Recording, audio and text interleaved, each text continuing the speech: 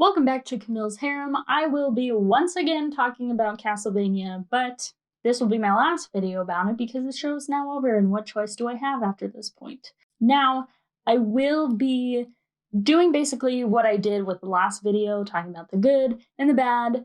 I will say right off the bat that I feel like there is far more good this season than there was last season, but that's also not saying much because the bar was in hell at that point. But I did say at the end of that last video that my expectations were pretty low, so I kind of went into this new season with that same vibe of expecting the worst, and I was pleasantly surprised. But it still was not perfect. But what can you do? Let's talk about it.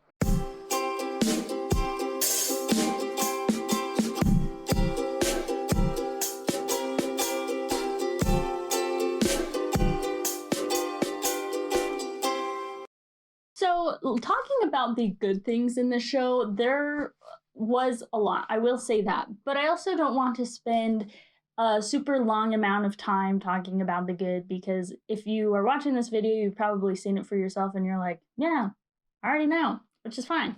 So, that being said, with the things that stood out to me is right off the bat, I felt like we had a really strong opening with the, hey, sir?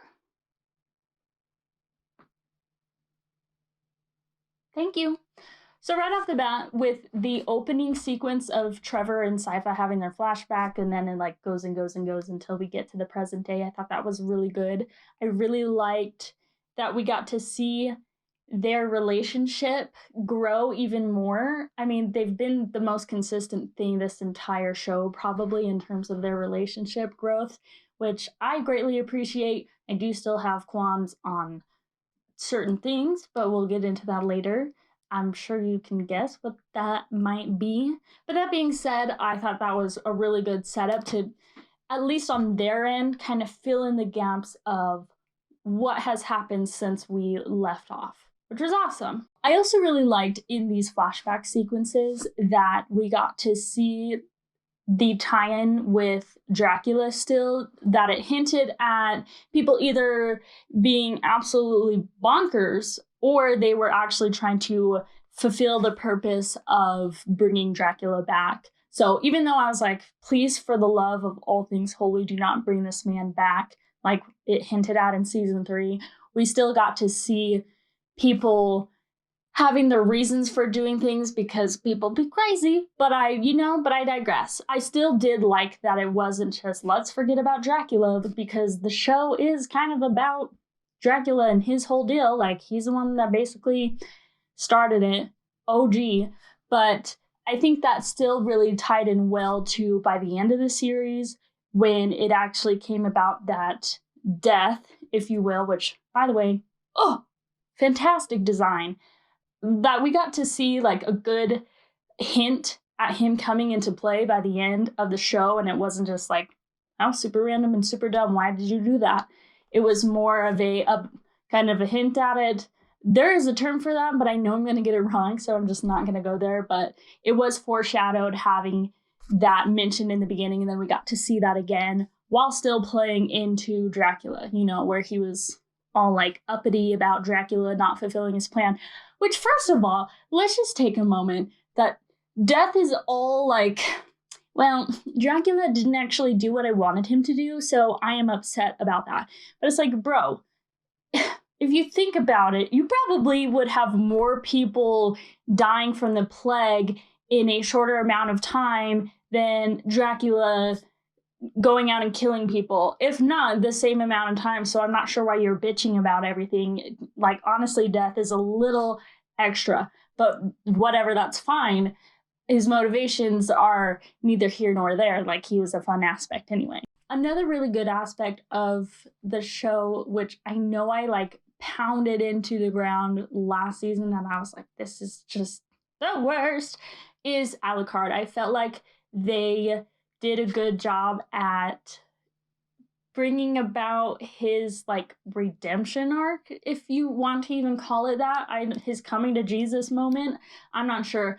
I do feel like it was a little this is like a good and bad thing, because on the good side of things, it's like, yeah, wow, he's redeemed and he likes people again. Good for him. Like, he did have really good growth, and by the end he was like, I actually liked him, where at the end of the last season I was ready to bunk. But I feel like the writers were almost like, oh, did we kind of go a little bit too far last season in the whole just skewer 2 people and put them outside my giant ass castle? Like, the mental implications of how that would affect someone, it's like, maybe there could have been a little bit more of his, like, inner reflection. I don't know. It almost felt like they were like, oh, let's just pretend that he didn't do all that. It's fine. But I do still feel like overall it was good. Like, I didn't have a huge qualm with that in terms of his whole arc. And honestly, I feel like a lot of his arc has to be credited to Greta, because that woman is a queen. I wish that we just had a show for her, honestly. But I still liked that she was there to kind of be his Jiminy Cricket, if you will, of being like, dude, you need to get it together. But I also, with characters like that, you don't want them to just be there to serve the main character, like to be there for the main character's own growth. I still felt like she had enough of her own personality and motivation to where she stood out by herself. Like, she was doing her queen shit, was ruling this town, like she had her own motivations for doing things. And I felt like by the end of that, they actually had really good chemistry to kind of grow together, honestly, by icons. Season 3 Alucard made me want to beat my head in with a rock, but season 4 Alucard, by the end, he was a precious boy. Although I do not like this is just a me thing, I still don't like his season 4 outfit with his man titties out, because it's like, bro, aren't you chilly? But I do understand that it's supposed to like harken back to the video games, but at the same time, it's like, that's not really a look, but go off, sis, I guess. And of course, I have to talk about my man's Isaac. Honestly, he still is the best character in the show. Like, him and Sypha are just, and I still feel like he had the best dialogue in the show. Like, he always has the best takes, honestly. Like, season 3, we had really good scenes of him, like with the captain, and then later where he had this scene where he was talking to Fly Eyes, that night creature that can actually talk.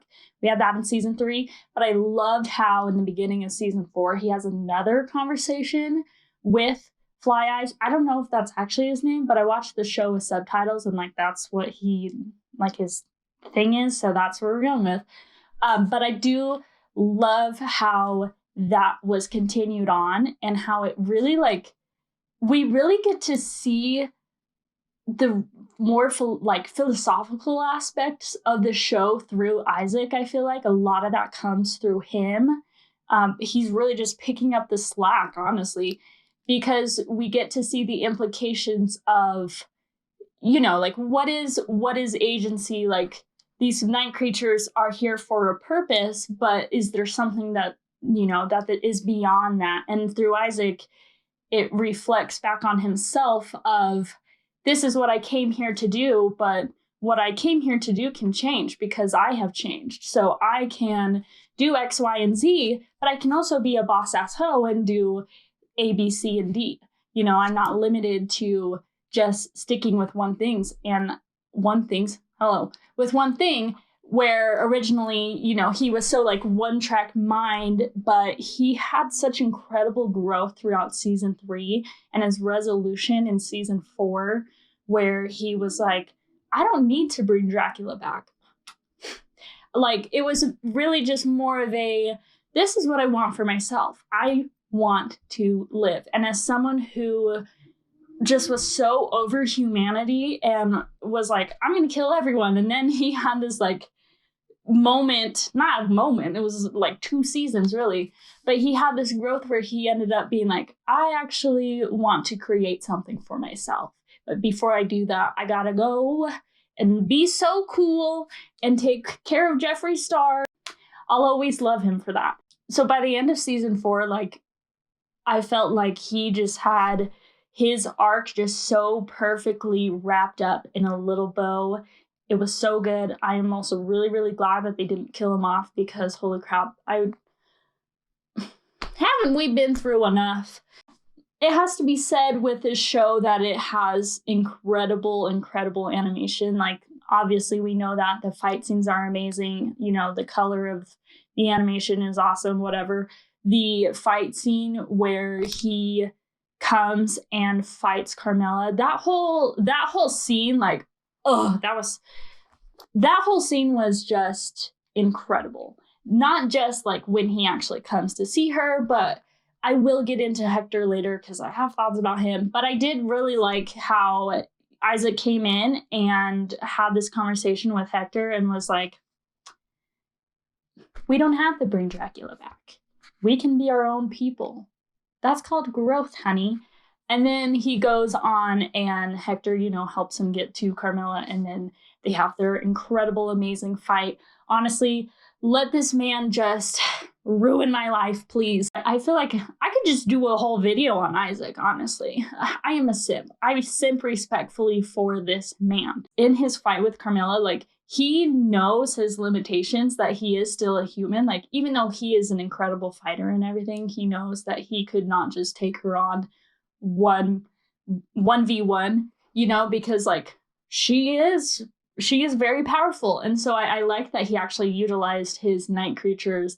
And I feel like his night creatures compared to other ones that we see in the show with like Dracula's and even Hector's, like Isaac's night creatures, you do get the sense that they are more loyal to him than the other night creatures are to, say, Hector or Dracula. Like, they feel more mindless, you know, they're just there to eat people. What do you do? But I feel like with Isaac's, and I feel like at the beginning when he had this conversation with Fly Eyes, like that really hit it home, where it's like, yeah, you fulfill the purpose that your master wants you to, but I feel like he cultivated something that other Forge Masters didn't, in terms of they actually like served Isaac and wanted to protect him. And you saw that when they were storming the castle. You really saw that the most in the fight with Carmela, like at the very end, where the one with wings like just cocoons him, and you're like, oh no, is he dead? We just exploded, I'm not sure. And then you find out like, yeah, he's fine. But I just thought that was a really cool instance. I just feel like Netflix, the creators of the show, it's like they took all of their love and incredible story writing and they gave it to Isaac, and then everything else, they were like, we have these leftovers, I guess we'll take care of the rest of the show to some extent. I know that I said in the last video, like, I just really want Isaac to take Hector out. Like, either Hector needs to kill Lenore or Isaac needs to come and, like, take care of things. I'm not upset at how it ended, because I think it also is a testament more to Isaac's growth, where he didn't kill Hector, because you got the sense that season 3 he was like, but he didn't do that. Instead, he was like, nah, I've moved on. As much as I struggle with Hector and his character, like, kudos to them. I am not going to talk about the good things about Hector and Lenore. I kind of want to save them for their own thing, because I can't really think of a lot of good things that I liked about them. So they'll be their own thing. But I do want to talk about Morana and Striga, because I, first of all, am very, very happy that they did not kill either one of them. I'm a person, and this is just a personal thing, I don't like unnecessary deaths in shows and movies, like just, or books or whatever. It's like, I don't, for the sake of like, it's war, people have to die. I'm like, yeah, but not everything has to be Game of Thrones. You know what I mean? Like, in a show that is so violent and gory and everything, like, it's really nice to see people just going and living out their best life. And if anyone deserved that, it's these two ladies. So there's not like a ton to say. I wish that they were there more. Like, they were only, gosh, you could probably like, not even like 15 minutes, maybe 15 minutes of showtime for them, to be honest, which is sad. But I feel like those 15 minutes were utilized pretty well in that we got to see, like, they're trying to do Carmela's crazy plan, and they're realizing, like, holy crap, this is insane. There's no way going to be able to do this. This woman is cuckoo for Cocoa Puffs. And then we get to see Striga in the most incredible, flawless, amazing, just outstanding. Her scene with her, like, day armor or whatever she calls it. Oh my goodness. Wow, incredible. I just simply cannot. But I feel like after that, they were like, yeah, okay, y'all are done. But I understand they're not like main characters. So I don't know. What do you do? I am really glad that when they did come back to Styria, that they realized, like, this is not a fight that we can step into. Otherwise, we're going to be slaughtered. And we already know, like, Carmela is dead, and we're underestimating how much of a cockroach Lenore is, so she's dead too. And then they just go and live their best lesbian life, like, go, be free. I wish that we got to see more of you guys, but go live your lives. I'm so proud of you. So I can't complain too much about that. I just wish we got to see them a little bit more. Another thing that I really liked about the show was the element of Varney/death. Because I, for one, maybe I'm just a dummy, but I was like, oh, wow, what a twist at the end when you realize that he's actually not a vampire, but is death. Because throughout the entire show, I was like, they really had me thinking that this man is an idiot. I even wrote down in my notes, let's see, Varney is an idiot. That was in episode 4. And I believe that up until the end when he actually transformed back into death. I was like, wow. I am shook. Was it just me, or do you could smell Varney just off of the screen because they talk about so often and how, like, gross he was? And he gave me, like, Severus Snape vibes with his hair. Like, you could just tell my man's was just greasy. So kudos to them. They did a good job at making you think that he was just this idiot vampire. But at the same time, it's like, they had good buildup as well on the side of, like, that other vampire who I can't even remember what his name is. Dragoon? That's how important he is to me. But you know, the one he's got the thing and he was there at the end and was bringing the Rubik's Cube to the castle for Saint Germain to do his dooley-doo. Him. Like, I felt like they kind of did a good job, kind of. I can't just say Netflix did a good job 100% of the time. We got to stay skeptical. I think they did a good job, though, at kind of making you think that, oh, this is going to be the big baddie. Varney is just here with his shenanigans and kind of flipping the script that he was actually orchestrating it all. Like, okay, I see you. That was pretty good. I think the last thing, too, that I really liked was that Saint Germain actually had more of a purpose and role in this one, and that his story kind of came full circle, because in season 3, he kind of, like, comes out of nowhere and then he disappears. And I even had said, like, I hope he comes back, because that would be so stupid if he just doesn't. So I did like that they utilized him, and I get, because they want to do spin-offs, that the Infinite Corridor is important to have. And so it was good that they utilized his story to push that. Because in season 3, like, I wouldn't say that he was more good than bad, but then by season 4, it's like, wow, he was a really morally gray character being pushed to do something that was probably a really bad idea. Not probably, was a bad idea, and really for selfish reasons, but he believed that he was doing the right thing. And then at the end, when he realized, I can't believe I've done this, he comes back and does kind of redeem himself by saving Trevor. Like, it really came full circle, and I did like that they weren't just like, here's this random dude, we don't care about him, we don't need him for season 4. Like, he actually played a really important role in this whole scheme of things. So you got that, Netflix. Good job. I should say, before we go into things that I didn't love about the season, I really did like that they did not... I'm so sentimental. I'm really glad that they didn't kill Trevor off, because I'm not going to say I would have cried, because I did cry. This show really made me cry, and I'm upset that I got bamboozled into thinking that he was actually dead when he wasn't. But I'm glad that they didn't actually kill him off, because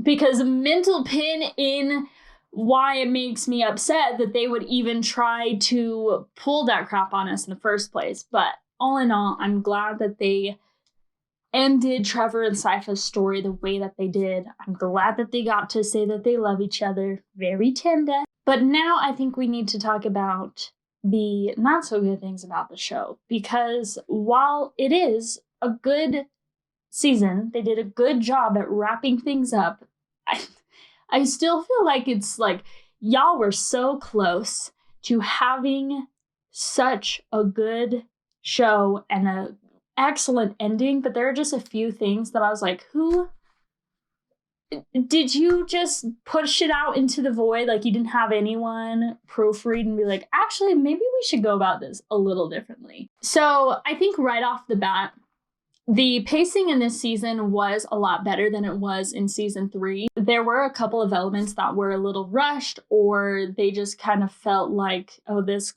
happened in between the time that season 3 ended and season 4 started. Namely, I feel like Carmela's descent into madness was a little like, oh, okay. And I feel like that happened because, like, did they realize, oh, we sidelined her in season 3, so now we need to overcompensate and make her crazy right away? Because I feel like, yeah, she's angry and blah, blah, blah throughout the show, but she's also very calculating, and I felt like they were just like, nope, make her crazy because we need to do something with her. So that was a little disappointing to see. I also felt like her dialogue was doing the absolute most, like in the scene where she's talking to Lenore about taking over the entire world, basically, where it's like, girl, maybe you need to worry about your first plan before we worry about this plan. But in that scene, like, I feel like we were beating a dead horse, because she was like, I'm tired of the world being ruled by stupid old men. And she used that term like 4 times. And I feel like the dialogue had issues like that a few times. Like, that's only one example of weird dialogue in the show, but that one was like so a lot. It was just, it kind of almost like takes you out of the moment, where it's like, yeah, I know you said that, you said it again, like, we get it. And then she like throws her little tantrum, and Lenore's like, what's going on? So I have mixed feelings about that, because I feel like she did have good potential to, like, it could have been more impactful of her being like, yes, I'm going to do all of this, but it felt a little rushed. And I get that she is supposed to be like a lesser villain, and they had to take care of her before the big baddie. The other thing that I really did not like in the show, and honestly, this is probably, surprise, my least favorite thing in the show, is Hector and Lenore. Again, I'm not sure what I expected. I know I had specified, like, yeah, in order for Hector to have growth, he needs to do something about Lenore. But I felt like there was this weird, and this is what I mean by something just felt kind of weird between the time that season 3 ends and this one starts, is because season 3 ends and Hector is like, what the crap? You used me. And Lenore's like, yes, I did. Now you're a sex slave, and that's fine. But then you start season 4 and it's kind of like, why are you all buddy all of a sudden? It's only been 6 weeks. And you do get the sense that Hector is up to something where he's putting like rocks in places. And then, yeah, we see why he's doing that when it comes to the time that Isaac comes and you find out Hector's like, yeah, I did it in case I needed to get away, where it's like, okay, maybe my man isn't completely useless, which is nice and all. So that explains like why he was buddy, if you will. It's like, okay, I'll give you credit for that. I'm not saying I like you, but I will give you credit where credit is due. But the weird thing for me is that it was like they towed the line between Hector is just as schemy as Lenore is, like, haha, takes one to know one, baby. But also, I still got Stockholm Syndrome vibes from him because he didn't want Isaac killing Lenore. And even after Carmela was dead, like, Lenore's just vibing there. And it was hard to tell if Hector actually was like, yeah, bye, Felicia, or if he actually was sad that she would not want to be with him. It just felt a little weird to me because at the end, when she like poofs and Hector goes to the ledge and he looks at peace with himself, like obviously he has grown, and he looks at the sunrise after she basically makes fun of the sunrise, and so it's like, okay, yeah, maybe he wasn't too beat up about it. But it just was weird that it's like, why did we need to keep her around to begin with?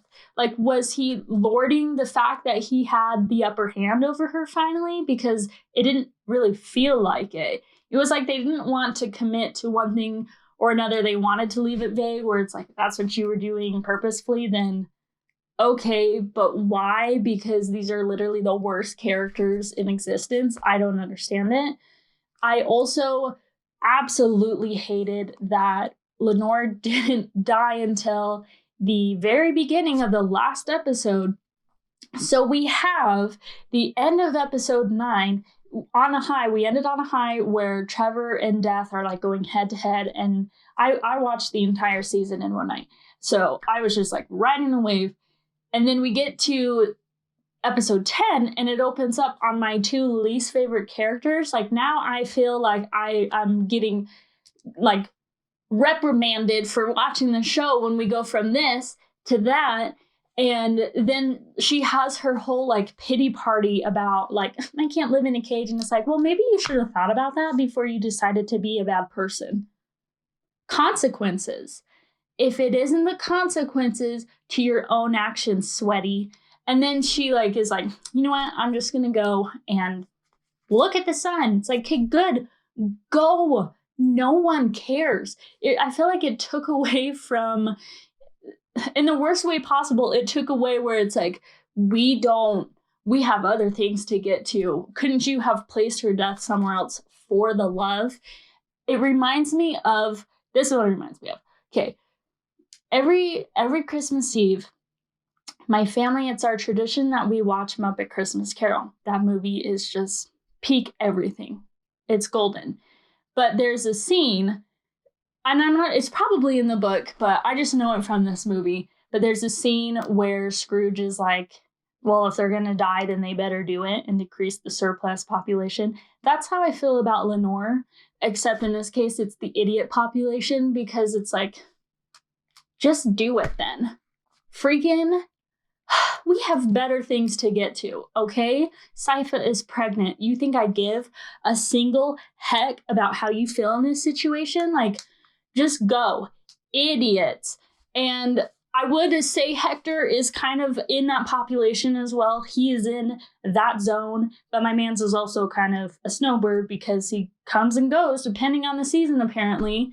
I still don't know how I feel about him, but I know for a fact that I cannot stand Lenore, and I was so ready for her to die, and it just was so weirdly put that they did her death like at the very end, like we were supposed to care about her, where it's like, I can't think of anyone who actually did. There are 2 more things that I struggled with, and these now that I look back on it, were big things. One more so than the other, so I'll save that little fun tidbit for last.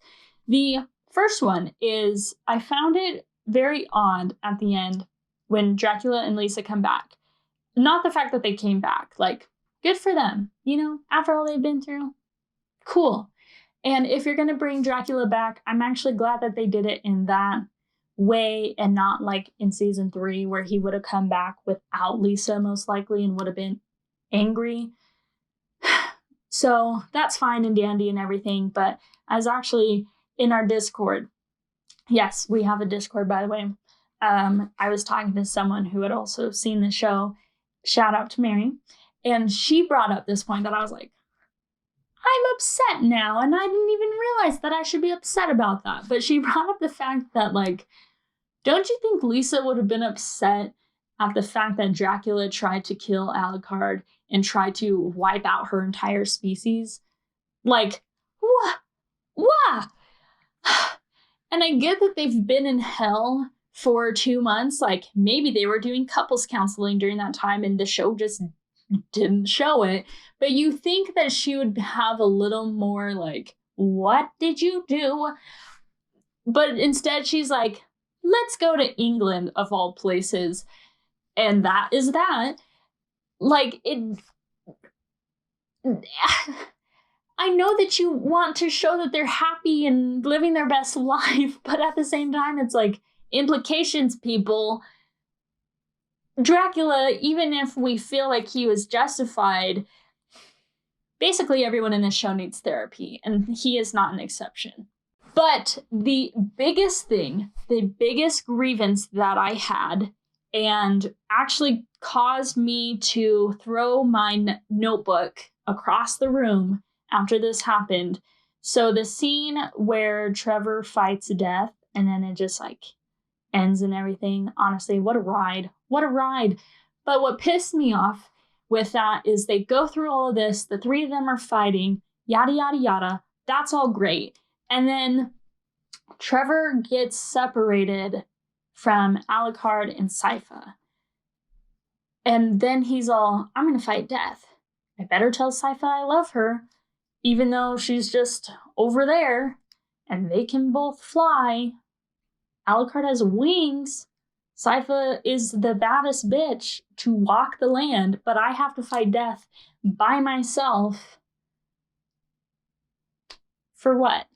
Oh, hello, little boy. You can't see when my cats just came in because he probably thinks it's time to eat. Boop.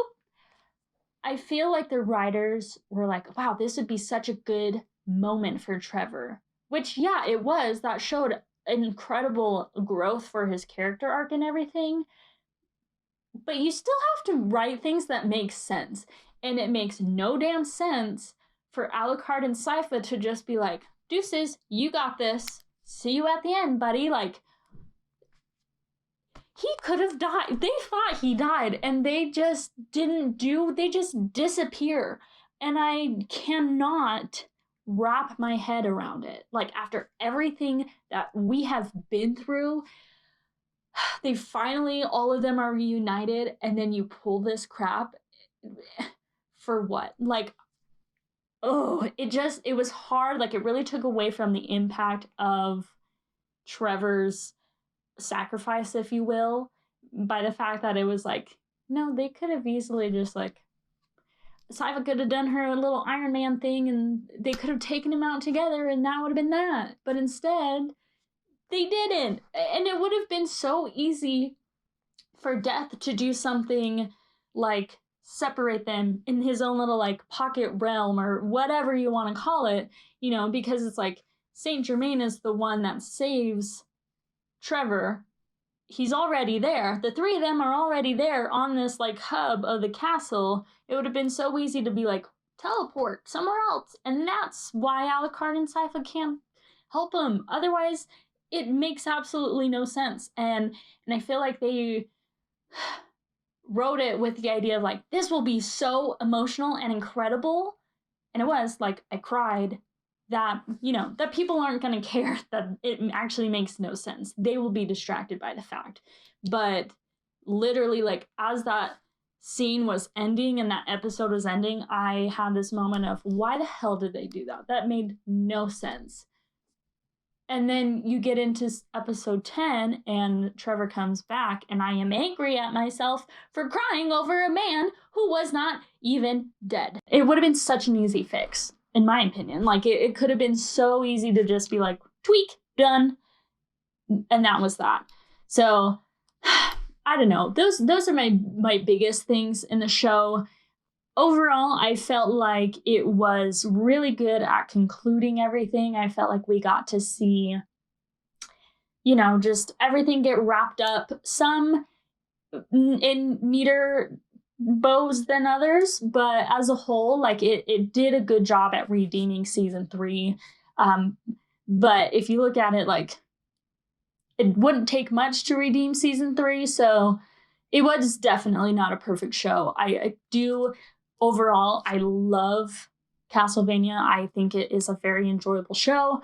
Honestly, I've watched it multiple times at this point, but if I was to watch it again, I would skip large chunks of season 3. Season 4 was enjoyable, though, despite all of that shenanigans. I would probably watch the scene with Death, just trying to appreciate his aesthetic, rather than the fact that it makes no sense that Trevor's fighting him alone, but you know, whatever. But yeah, those are my thoughts. A little less spicy, if you will, compared to the last video. But I do have other rants that I want to do. I really like that Netflix is just providing quality content for me to get upset over. So I have more videos on the way, kind of just doing a whole series, if you will, about Netflix shows, because that's kind of what my jam is at the moment. So you can look forward to those. But yeah, other than that, if you want to listen to our podcast, you can find us on all the places where you find podcasts, but also leave links down below. You can also watch all our other YouTube videos. Some are far less spicy than mine. Some are actually very educational. This is just me ranting in my bedroom next to Appa. You know, after all this time, Castlevania, you get a B rating from me. Maybe. Depends on the day. But we had fun, and that's what matters. Actually, I can't believe I forgot this. The biggest thing that pisses me off with this show: Trevor and Sypha never kissed. I hate it here.